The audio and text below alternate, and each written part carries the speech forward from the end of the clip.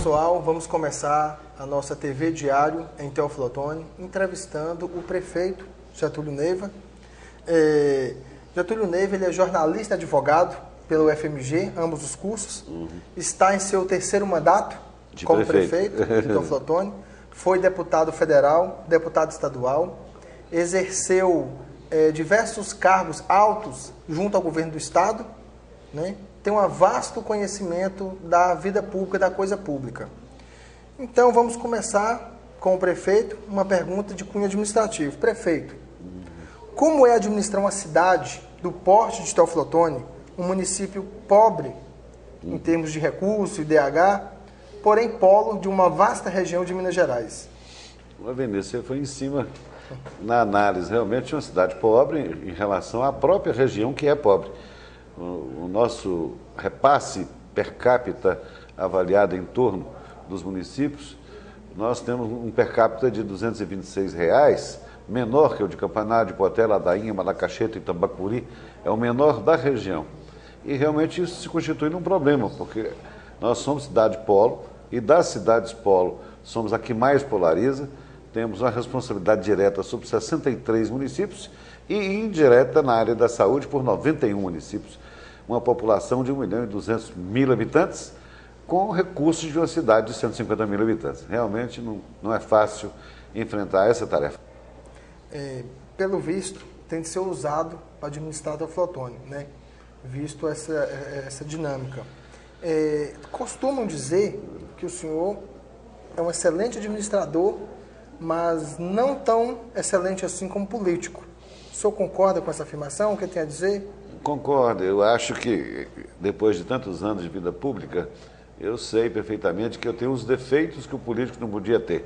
Que é fazer média, dar tapinha nas costas e estar sempre apenas na corrente positiva.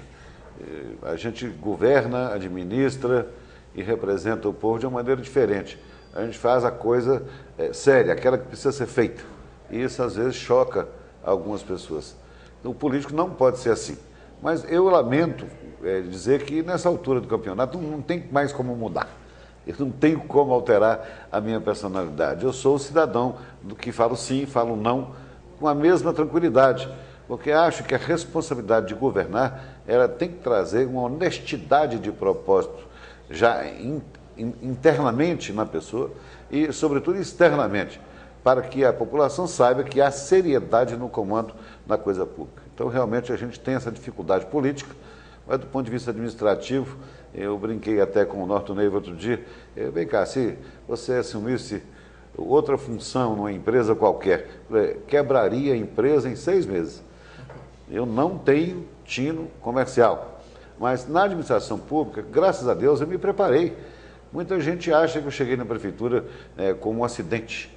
Em 82, pela primeira vez, não foi um acidente, eu tinha sido secretário de Luiz Leal, secretário de Vanderlista, coordenador de campanha, conhecia a cidade como ninguém, conhecia todos os distritos povoados, todas as estradas, sabia como um governou, como é que o outro governou, e via o que não deveria ser feito, o que poderia ser feito. Então eu tenho uma experiência de vida que facilitou com que eu fosse um bom administrador público. E graças a Deus, nisso aí eu posso dizer que realmente nisso aí eu faço bem. Agora a política realmente é mais complicada. Ainda não aprendi a fazer política. Ok. O marco da sua administração são obras, são as obras, realização de obras, né? Isso. O senhor é tido como um prefeito que constrói, né? Isso. Queria que você falasse assim para a gente como que estão suas obras, como que está o desenvolvimento das obras e se elas estão sendo divulgadas de acordo com esse volume, né, que elas estão sendo feitas. Na verdade, a gente pode dizer que há uma boa divulgação por parte da imprensa local. Os 2 diários, televisão, rádio, mas faltou aquele trabalho maciço de publicidade para mostrar todas as obras realmente. Só ruas, hoje nós estamos em obras com mais de 30, em obras, de um total de 75.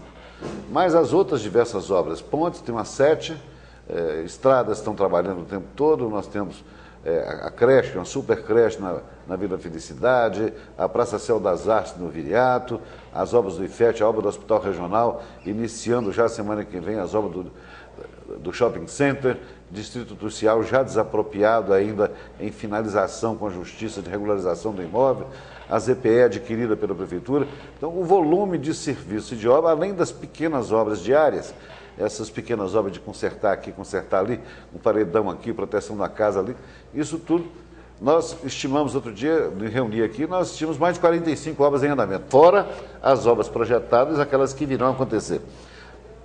Pouca gente vê tudo, né? Você não consegue fazer com que o cidadão que mora no bairro Taquara veja a obra da Bela Vista. E quem está na Bela Vista também não vê a obra que está tendo São Benedito.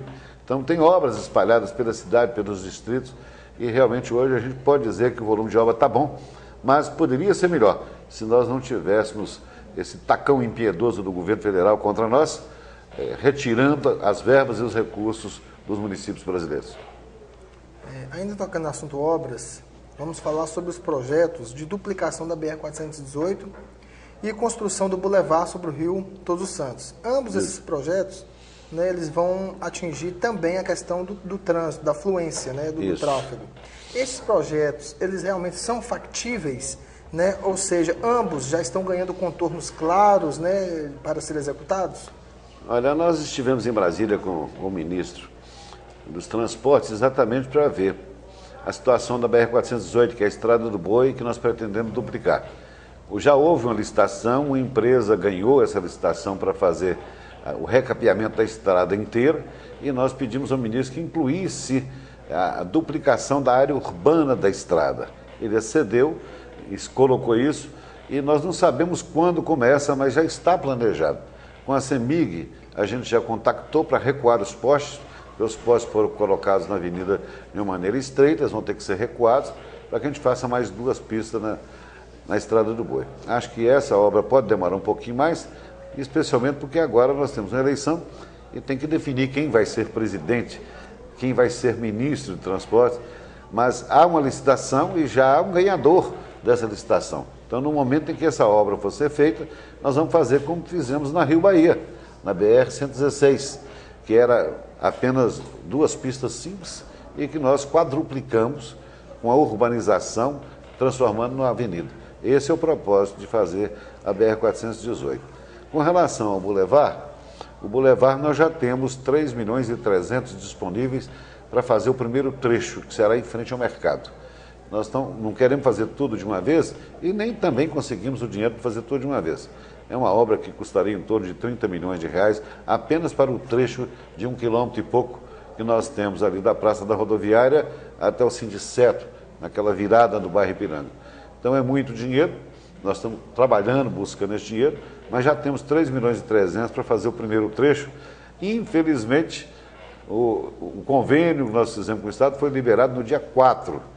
E essa liberação foi feita em cima da bucha, não deu para a gente licitar e começar a obra, tem que esperar terminar o prazo eleitoral, porque é ilegal fazer transferência de recursos nesse período.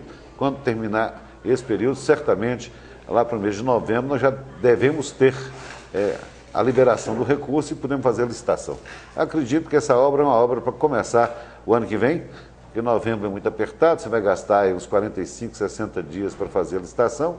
A empresa que vai tocar precisa de 15 dias, pelo menos, para aceitar a ordem de serviço. Então, acredito que final do ano, princípio do ano que vem, nós começamos o primeiro trecho do Boulevard. Prefeito, o senhor tocou em 2 pontos, né, no decorrer da entrevista, que são o seguinte: a questão das eleições, né, e a dificuldade nos repasses do governo federal junto aos municípios. Não seria a hora, já que é um momento eleitoral, dos municípios cobrarem dos governantes, dos presidenciáveis e mesmo da União, rever o Pacto Federativo? Olha, essa conversa de rever Pacto Federativo, ela já existe há muito tempo.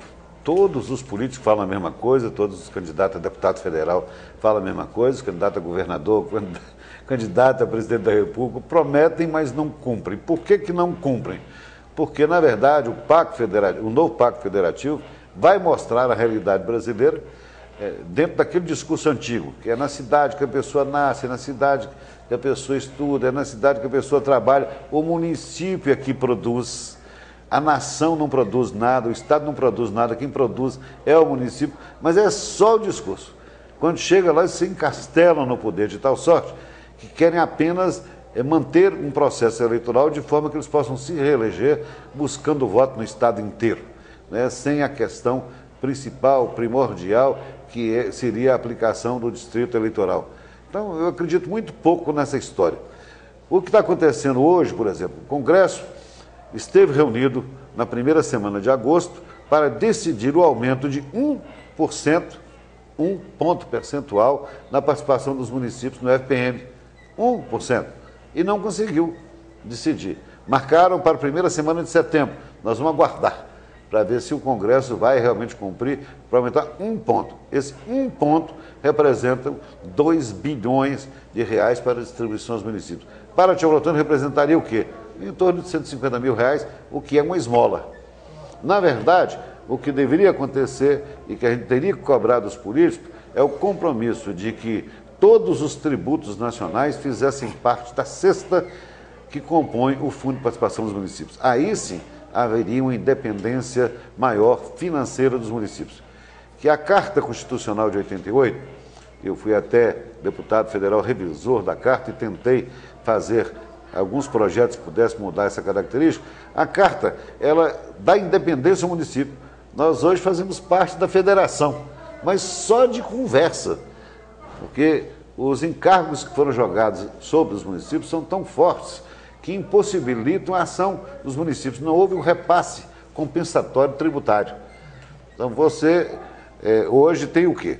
Os municípios assumiram todas as responsabilidades da educação, todas as responsabilidades da saúde, todas as responsabilidades do CRAS, CREAS e todos esses programas sociais, e o dinheiro que é repassado para esses programas sempre tem uma contrapartida que o município não tem capacidade financeira para pagar.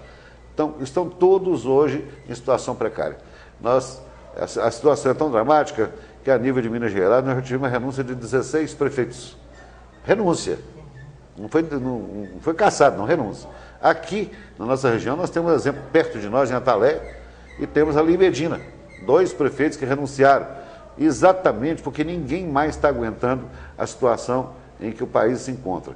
Além de termos os problemas nacionais, os problemas estaduais, nós temos o maior problema, que é o problema do município, onde se faz tudo, onde tudo acontece, mas para onde não vem o dinheiro.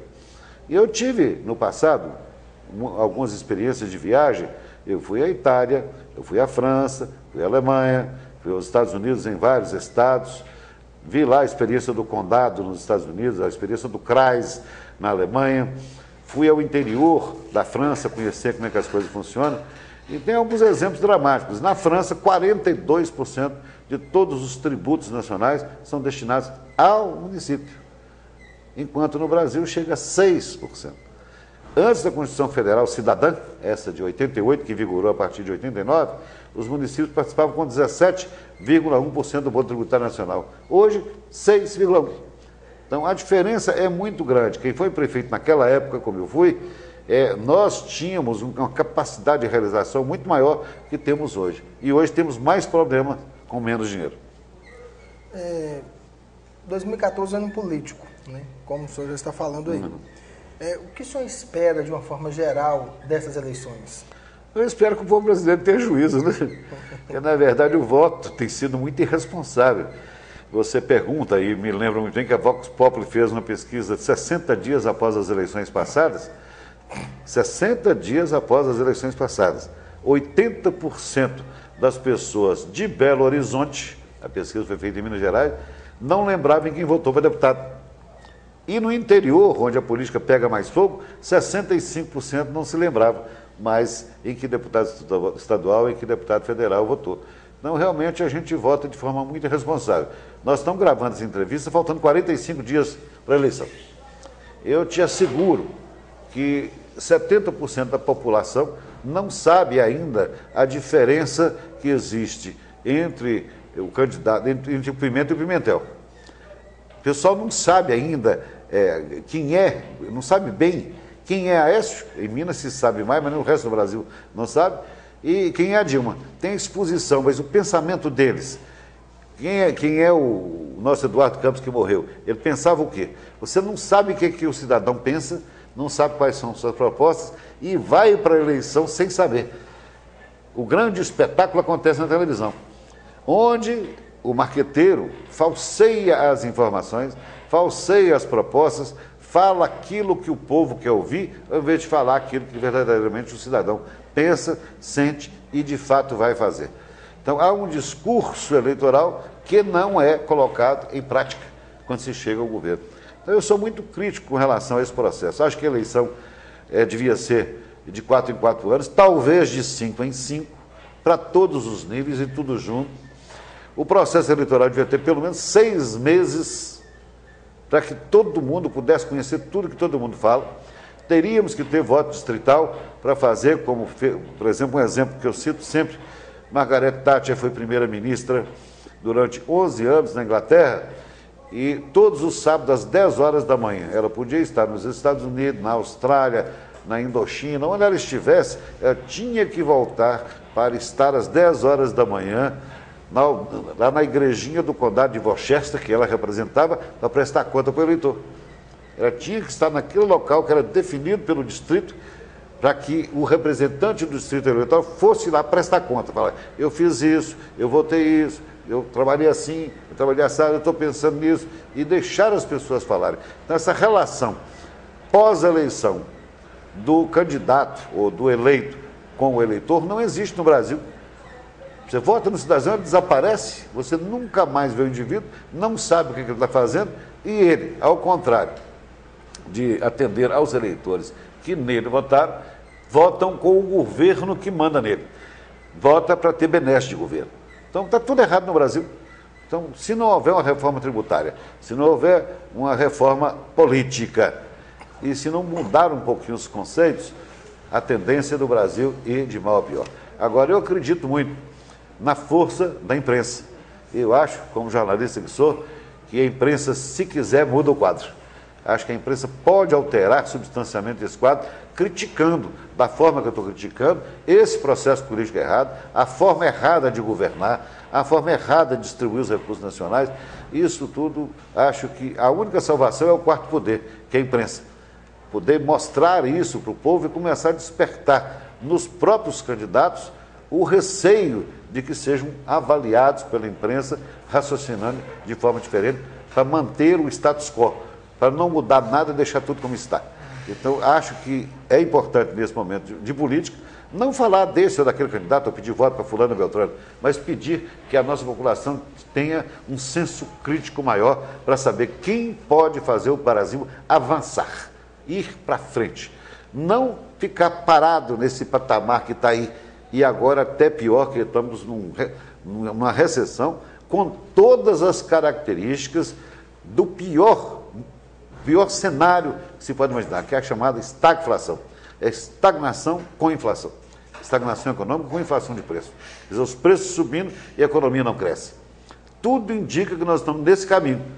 Deus queira que isso não aconteça até as eleições, ou antes das eleições.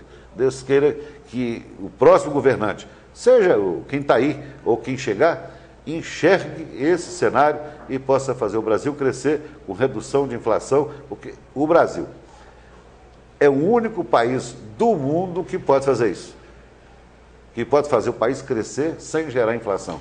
Por quê? Porque nós temos uma massa crítica muito importante, temos uma população pequena e temos um território vasto com um volume de terras exploráveis, tanto para mineração como para agricultura e pecuária, que nos permite investir, crescer, desenvolver sem gerar inflação, porque aquilo que nós produzimos, que são as commodities, tanto os minérios como os alimentos, o mundo está faminto e nós podemos produzir para o mundo inteiro. Aquela história de 40 anos atrás, em que se falava que o Brasil é o celeiro do mundo, vai ser o celeiro do mundo, é verdade. O Brasil já é o celeiro de parte do mundo. Pode ser o celeiro da China, o celeiro da Índia, o celeiro dos Estados Unidos. Nós temos capacidade para produzir no Brasil todos os alimentos para fornecer para todos os países do mundo. É um país fantástico, um regime pluvial interessante, algumas áreas com seca, mas que com tecnologia você coloca água lá. Israel fez isso no deserto, Então, se nós tivermos recursos, nós podemos fazer isso lá. Eu me lembro da história do Tennessee, nos Estados Unidos, que era região tão pobre quanto o Vale do Jequitinhonha, tão pobre quanto o Nordeste brasileiro. Depois que eles fizeram a chamada Tennessee Valley Authority e investiram em irrigação, em canalização, em navegação, em cuidado com as águas, hoje o Tennessee, o Vale do Tennessee, é a região mais produtora de grãos dos Estados Unidos. Você vê lá em Pernambuco, você produziu uva. Você vê aqui no Jaíba, no Jequitinhonha, a grande produção de frutas que tem. Então, tudo é possível, se o Brasil tiver comando seguro para investir nas coisas certas. Nós precisamos de infraestrutura. Eu me lembro que eu fazia uma crítica ao presidente Lula, quando eu era deputado, e dizia: o Lula é o cidadão mais inteligente do mundo. Ele conseguiu segurar o Brasil, não deixar crescer a mais de 3%. Porque com a população crescendo a 3% e o PIB não crescendo a mais de 3%, você não teria muito problema. Né? Conseguiu fazer com que o Brasil não crescesse. Porque se o Brasil crescesse mais, ia ter apagão aéreo, apagão rodoviário, apagão ferroviário, apagão portuário, e isso tudo já está acontecendo no Brasil. Nós não temos estradas de rodagem, não temos estrada de ferro, não temos porto suficiente para atender a demanda da nossa exportação, não temos aeroportos para prosseguir o crescimento que o Brasil teve nos últimos anos. Então está tudo quase que parando. E hoje, o que acontece? Os empresários pararam, ninguém investe em nada. Estão todo mundo esperando a eleição acontecer para ver se pode ou não investir no Brasil. Tem um projeto muito interessante no governo do prefeito Getúlio Neiva para tentar sanar o déficit da falta de calçamento, né, no perímetro urbano da cidade, que é o calçamento participativo. Isso. Getúlio, gostaria que você explicasse melhor esse projeto. Na verdade, esse projeto foi feito em 1984 e nós conseguimos calçar 108 ruas com esse projeto. Trata-se de uma participação mais direta do cidadão. Ao invés de esperar ter dinheiro, a prefeitura ter dinheiro para calçar, ou a prefeitura lançar em débito na conta do cidadão o valor daquele calçamento, ou a contribuição de melhoria, a gente inverte o processo. O cidadão interessado em calçar sua rua, ele vai pagar 1/3, o outro da frente paga 1/3, a prefeitura paga 1/3 do meio, com o dinheiro em caixa a gente faz a obra. Isso aconteceu, nós fizemos um calçamento aqui de 108 ruas. Estou querendo reeditar agora, tanto para calçamento como para pavimentação asfáltica. Porque, em verdade, é o seguinte, nós não temos o dinheiro para calçar. Tio Otônio tem 380 ruas sem calçar. Nós temos dinheiro para calçar 75. Já estamos calçando essas ruas. Tem 6 prontas e umas 20 em andamento, mas vamos chegar a 75. Acho que vou conseguir dinheiro para mais umas 70, que seria aí para atender os bairros muito pobres das pessoas que não têm capacidade de contribuição. Mas aqueles bairros de classe média, média alta, que o cidadão tem como contribuir, nós mandamos para a Câmara fez algumas emendas no projeto, autorizando a Prefeitura a fazer o calçamento participativo e o asfaltamento participativo. Como é que isso funciona? Um cidadão reúne os moradores daquela rua e decidem que aceitam pagar antecipado o calçamento ou o asfaltamento da sua rua. E nós, com autorização da Câmara, fazemos um contrato com essa pessoa, fechou o número de pessoas da rua, todos contribuíram, no máximo em 30 dias nós já começamos a obra. Com isso, nós podemos antecipar o futuro da cidade. Se nós conseguindo aí calçar 70 e mais 70 ruas, 140, deduzindo de 380, ao volume de rua que nós temos sem calçar e sem asfaltar na cidade. Nós podemos antecipar o futuro, fazer com que tudo aconteça mais rápido. 2 anos, a partir do ano que vem, é o prazo suficiente para a gente calçar todas as ruas da cidade e asfaltar todas as ruas da cidade. Se as pessoas quiserem, se elas participarem, isso pode acontecer. O que é que nós temos para dar em troca, autorizados pela Câmara Municipal? O cidadão paga em torno de R$ 1.500, R$ 2.000, que é a estimativa de custo para cada casa, e recebe isenção de IPTU daqui para frente, de 1 ano, 2 anos, 3 anos, 4 anos, até recuperar aquele dinheiro que ele pagou para fazer o calçamento participativo ou asfaltamento participativo. É uma antecipação. O cidadão vai antecipar o futuro. Se ele for esperar, vai esperar 3 mandatos, 4 mandatos, 5 mandatos, sua rua não vai ser calçada. Sua rua não vai ser asfaltada, porque a receita da Prefeitura de Teoflotone é muito baixa, conforme eu disse no início da nossa entrevista. O recurso que chega à Prefeitura de Teoflotone é menor que o de Portela, Dainha, Malacacheta e Tambacuri. Então nós não temos capacidade financeira para fazer, dependemos de financiamento. E a capacidade de tomar dinheiro emprestado nossa também é limitada, porque somos muito pobres. Só para você ter ideia das dificuldades financeiras, depois que nós conseguimos sanar a parte das dívidas anteriores, pagar os débitos, 84 milhões do governo passado, parcelar o débito de 103 milhões do SUSPREV, a Prefeitura está saneada financeiramente, mas não está rica. Ao contrário, só para o SUSPREV nós temos que depositar mensalmente R$1.200.000.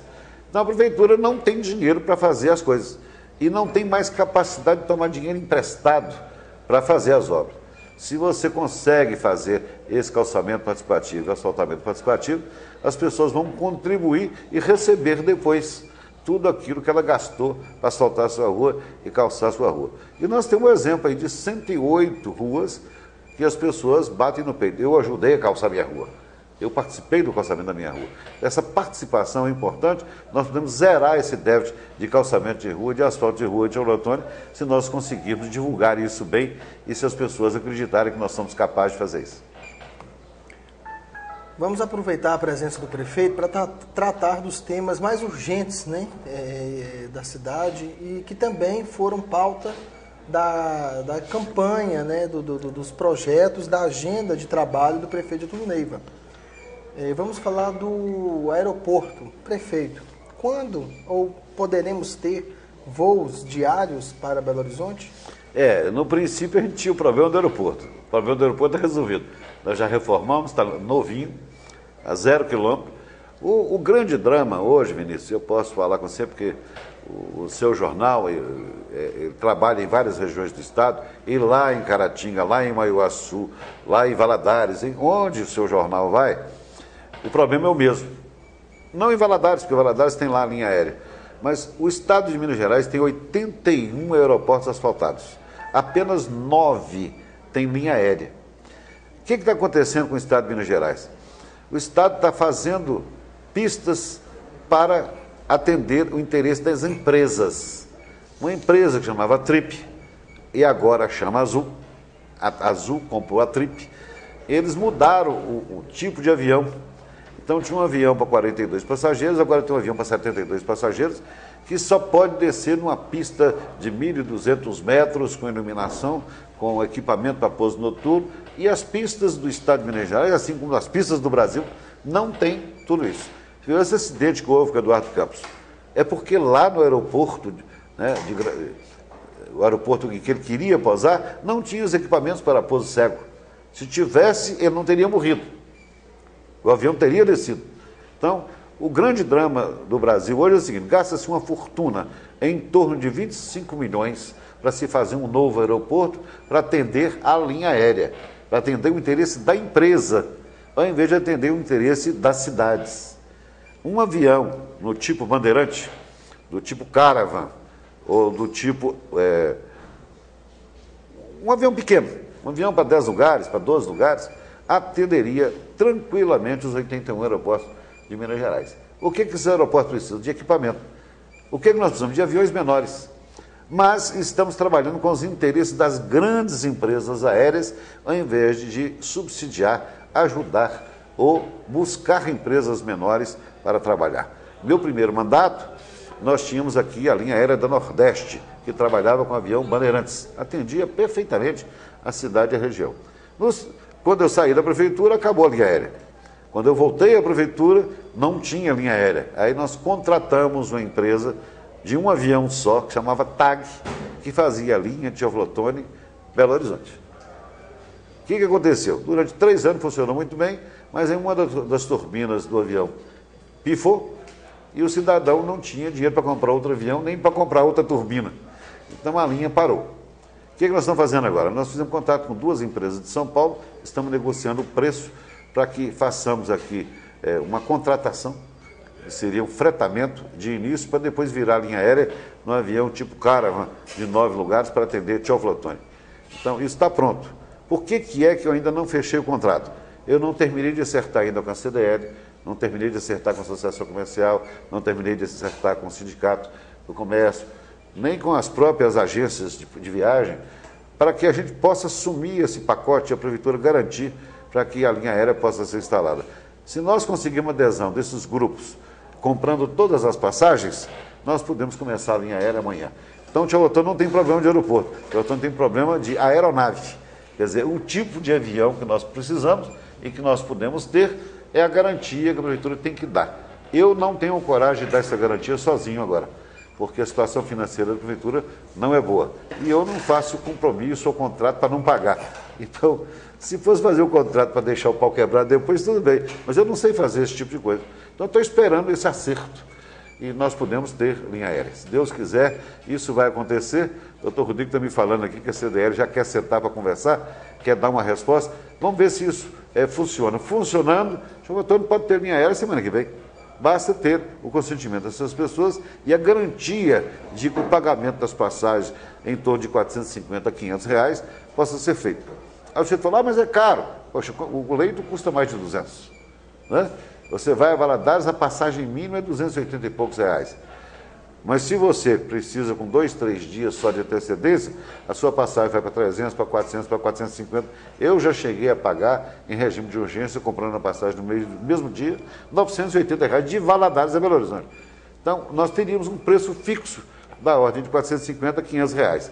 Ora, se você paga 300 de Valadares para Belo Horizonte e mais 150 do táxi, então é 450 e você ganha 1h30, 2 horas de viagem daqui para Valadares. Então está fácil. Basta essas entidades estarem conosco para nós podermos fazer o compromisso, aí eu terei coragem de assinar junto com eles. Sozinho não. É igual o Macarrão Mara lá de Caratinga, né? Sozinho não. Prefeito, o trânsito na perímetro urbano de Teoflotone está muito pesado, né? Recentemente o prefeito trabalhou, né, a questão do projeto da alça rodoviária para tirar esse trânsito pesado do perímetro urbano de Teoflotone. Como que está esse projeto, prefeito? Olha, nós entregamos esse projeto desde 2007 ao DENIT. Eu me lembro muito bem, as pessoas têm a memória curta, para fazer a duplicação da BR-116, que é a Rio Bahia, nós entregamos o projeto em 2003 e a obra saiu em 2006. Para fazer a duplicação da Lajinha, nós entregamos em 2004, em julho de 2004, e a obra foi feita em 2010, 2011, a duplicação da Lajinha. Nós já entregamos desde 2007 o projeto das alças rodoviárias, projeto que nós pedimos para fazer e entregamos. Não sabemos quando vai ser feito. O projeto está pronto, mas nós já estamos nos posicionando estrategicamente. Por exemplo, a área escolhida para ser o distrito industrial, ela está exatamente onde uma das alças encaixaria na Estrada do Boi. Exatamente no local onde vai encaixar a alça que vem da Jaqueira. O shopping está sendo feito, vai ser feito, né, está sendo feito, o terreno já foi transferido, vai começar agora a terraplanagem. O shopping centro será feito onde a alça encaixa na BR-116 em direção ao alto lá da Serra da Farinha, no mesmo lugar. Então a gente está prevendo tudo, prevendo que a alça pode acontecer. Que dia só o governo federal pode falar quando é que vai acontecer. Nós tentamos colocar essas alças rodoviárias dentro do projeto de privatização da Rio Bahia, a privatização da BR-116. Só que o governo tirou a BR-116 da licitação. Então, se vier uma nova licitação, as alças podem fazer parte. Eu tive com o ministro César Borges dos Transportes, pedindo ele para evitar esforço no sentido de que essa obra venha a ser colocada na pauta da terceirização, que agora, nessa reta final de governo, a presidente Dilma resolveu aceitar aquilo que o PT sempre condenou, que é a terceirização, a privatização. Resolveu aceitar para a ferrovia, resolveu aceitar para a rodovia. Então, abre-se um novo horizonte, uma nova possibilidade para Teoflotone. Getúlio, a região do Viriato, né, ela é uma região pobre, uma região periférica de Teoflotone, e que recentemente está recebendo vários projetos, né, várias obras estão acontecendo ali. O IFET, né, uma praça de esporte específica e um loteamento. Há um projeto de criação de infraestrutura para aquele bairro conseguir acomodar todos esses grandes projetos? Bom, além do IFET, Né, nós temos projetado, a praça já está em obras, né, nós temos projetado para uma escola normal, uma escola do sistema educacional normal, porque nós vamos ter lá 580 casas, com a média de 3 meninos por casa, vai ter uma população muito grande, vai ter uma escola, um primário, e em anexo na Praça do PEC vai ter uma creche. Então toda a estrutura vai ser dada àquela localidade, atendendo ali o Viriato, a turma 38, vão beneficiar aquelas famílias. A infraestrutura da avenida principal, que é da rua Mocambi, nós vamos fazer. Já fizemos a galeria pluvial, agora vamos fazer o calçamento.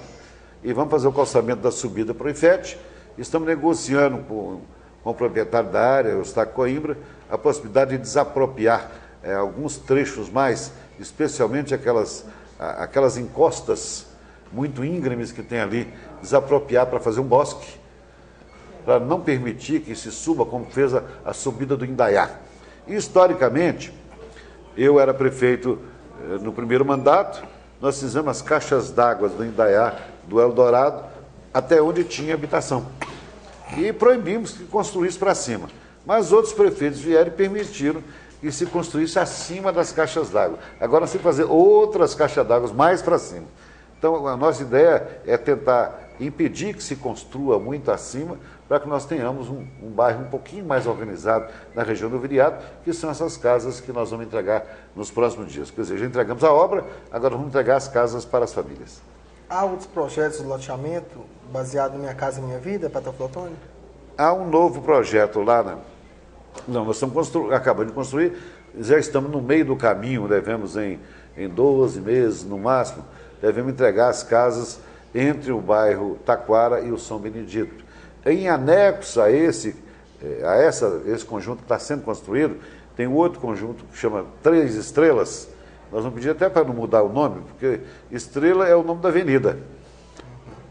A Câmara mudou o nome da avenida para Avenida Celso Cunha. Então esse bairro não tem razão de chamar isso mais, pode ter outro nome. Esse pequeno bairro, esse é um bairro aí que vai ter umas 400 casas. E logo abaixo do empreendimento da Urbanvix, nós teremos outro conjunto já habilitado na Caixa para mais 800 casas. A nossa ideia é chegar no final do governo com 3.000 casas construídas dentro do programa Minha Casa Minha Vida, a não ser que esse programa acabe no próximo governo, mas certamente nós vamos estar bem aliviados com relação à habitação popular gratuita ou de baixo custo. Lotone. Getúlio, se eu não me engano, padres, alguns padres da corrente católica franciscana de Belo Horizonte entrou com uma ação de despejo, né, do prédio do Colégio Maria Amália. Isso. Né, deram, se eu não me engano, até o final do ano para 23 de dezembro. O município corre o risco de perder esse prédio? Corre sim, é inevitável, né? Ou nós conseguimos um acordo de troca de imóvel, mas aquele imóvel é um imóvel que as pessoas têm que prestar atenção. O prédio é bonito, é grande, é enorme, mas ele está quase que em condição de interdição. Tanto o assoalho, o piso, como o teto vai ter que ser reformado. Para se reformar aquele prédio, vai se gastar uns 5 milhões de reais. Você tem que tirar o piso, tirar o teto, arrebentar tudo e fazer tudo de novo. Então vai precisar reconstruir o prédio, porque está tudo comido de cupim. Então o grande drama é o seguinte: nós temos uma dívida de 15, quase 16 milhões de reais. Ou paga-se a dívida e adquire o prédio, ou paga-se um aluguel, ou se negocia a troca daquele imóvel no outro imóvel, mas aí o poder público vai ter que gastar em média de 5 milhões para reformar o prédio. De qualquer forma, aquele prédio, eu temo que ele não vai aguentar muito tempo, vai começar a cair piso, cair telhado. Nós já tivemos lá agora, inclusive, para fazer desratização, né? Lá está cheio de cupim. Então, é um problema a ser enfrentado. Dia 23 de dezembro, terá que ser desocupado. Se nós não conseguirmos negociar até lá, nós temos que ter outra saída. Outra saída nós já estamos buscando. O presidente da Câmara tem estado conosco nessa negociação. O governo do Estado, nós fizemos um pedido de cessão de um dos prédios estaduais para a Prefeitura.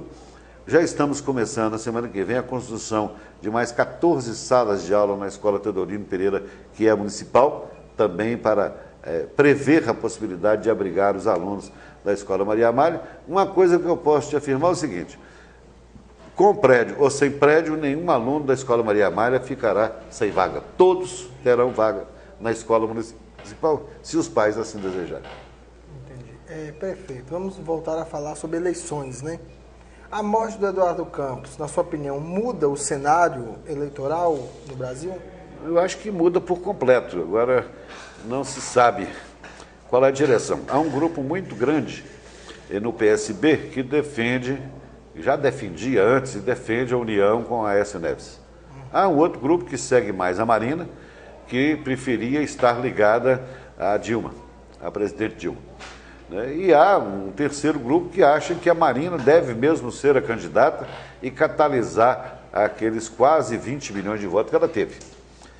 A Marina é uma candidata surpreendente, porque, na verdade, você tem aí os intelectuais, os pseudo-intelectuais, os universitários, os ambientaloides, todo esse pessoal tem mania de querer votar diferente. E para votar diferente, veja você que a Marina ganhou a eleição em Belo Horizonte, na última eleição. Então, para o caso de Fernando Pimentel, que é candidato a governador de Minas, e tem o maior peso da sua votação em Belo Horizonte, a Marina seria um dificultador muito grande. Não sei o que isso representaria no Nordeste, porque, na verdade, o Eduardo Campos, que nasceu como candidato do Nordeste, ele tinha praticamente a mesma intenção de voto no Nordeste, no Leste e no Sul. Então, parece que não funcionou aquela história do Nordeste. Quem sabe a Marina possa ter essa expressão no Nordeste? Ninguém sabe. Ela é amazonense, né? Você não sabe o que vai acontecer com o processo eleitoral. Mas uma mudança profunda, faltando apenas 45 dias para a eleição. Realmente dá para pensar, raciocinar direitinho. Acho que vai ter muito pano para manga nos próximos dias. Na sua visão, os votos que seriam do Eduardo Campos, eles, caso uma definição por Marina, né, haveria uma migração de votos ou um crescimento de Marina até o ponto dela ameaçar uma segunda colocação? É isso que eu estou falando. A coligação que tem o PSB como cabeça de chapa, que era Eduardo Campos, tinha 3 grupos. Um grupo que era favorável a unir com a Aécio, outro grupo que era favorável a defender a presidente Dilma e outro grupo que queria a Marina de volta. A Marina acabou sendo vice, porque inviabilizaram o partido dela, teve filiado no outro partido, então eles estão querendo que a Marina assuma essa postura de ser a candidata. O que é até lógico e natural, né, nessa coligação, para a coligação permanecer. Uma coisa aí que tem que se discutir é do ponto de vista jurídico. Essa coligação de 3 partidos pode ser desfeita? O PSB ir para um lado e os outros 2 partidos ir para outro? Isso pode acontecer? Não sei, nenhum jurista se manifestou e me parece que nenhum candidato e nenhum comentarista político ainda aventou a possibilidade do desfazimento dessa coligação e de cada um dos 3 partidos ir para um lugar. Então, tem várias consequências, como o grupo formado com a cabeça de chapa do PSDB tem 10 dias de prazo a partir da morte do Eduardo Campos para definir, esse assunto deve vir à baila. Os 3 partidos permanecerão juntos ou eles vão se separar? Mesmo sabendo disso, nós temos certeza de que dentro desse grupo vai haver uma defecção. Vai haver defecção a favor de Dilma e a favor de Aécio. Em que montante nós não sabemos.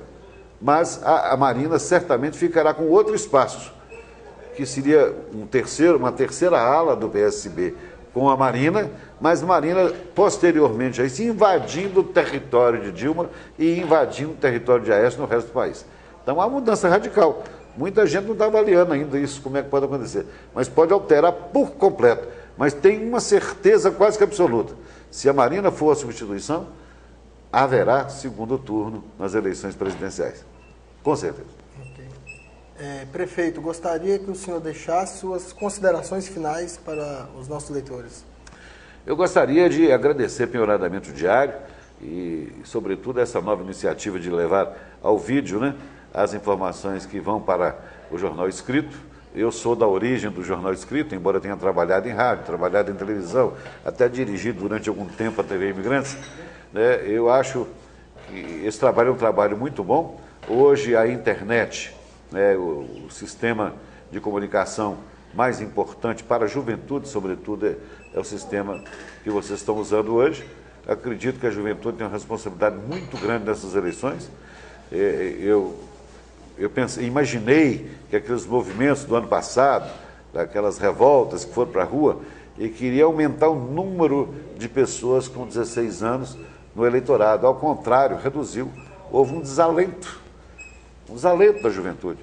O cidadão não completou 16, mas não quero mexer com isso não. É muita porcaria, é muita molecagem, é muita safadeza, não vou mexer com isso. Houve uma redução substancial do número de jovens. A revolta do jovem contra o atual sistema político. Como é que isso vai se comportar? Então, esse instrumento passa a ser muito importante. A mídia eletrônica, essa mídia, tem realmente um fator altamente positivo, por isso é que eu vejo com muito bons olhos a sua iniciativa, Vinícius, né, e da sua equipe, para colocar esse sistema digital, transferindo aí para os smartphones, né, e todas as informações. Alguém acessa o computador, já vai direto lá no programa, ouve aquilo que interessa, porque o jovem também é meio impaciente. Ele não ouve tudo, ele ouve só o que interessa. Isso aqui me interessa. Não interessa, deleta e passa para outro lugar. Então é muito bom que a gente possa ter isso. E que Deus o ajude nessa tarefa, que ela seja bem vitoriosa, muito fortalecida ao longo dos anos. Nós precisamos do jornalismo independente e livre para fazer esse país melhor e, claro, fazer também a nossa cidade.